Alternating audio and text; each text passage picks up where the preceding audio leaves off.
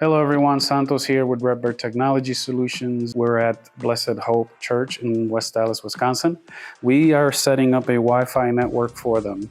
It's going to be using UniFi, Ubiquiti's UniFi products. I'm excited to unbox this router with you guys. This is the first time that we've used this Dream router. Typically we set up Dream machines or gateways for them. The nice thing about the router that the Dream machines don't have is that this is also an access point for Wi-Fi, and the Wi-Fi needs in the church are very important, so we decided to go with this guy. A lot of the security, cybersecurity friends that I have out there are probably going to be frowning. I understand that. We are well aware that, UniFi, whether it's the router or whether it's the Dream machines, aren't truly a next-gen firewall per se. However, I believe, and I've seen it in action, this is a very, very good product to use for smaller businesses, churches, homes that you want a little tighter security. They do offer IPS and IDS, and the nice thing about Ubiquiti is that when you turn all this stuff on, the throughput doesn't suffer. Sometimes a lot of these next-gen firewalls do. The other nice thing about the Dream router is that it is a PoE switch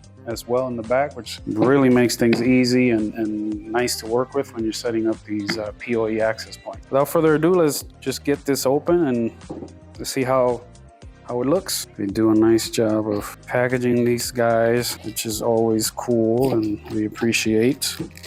Presentation is key with hardware. These routers have a nice lower profile. The Dream machines are kind of rack ready, so these are nicer to use in smaller spaces.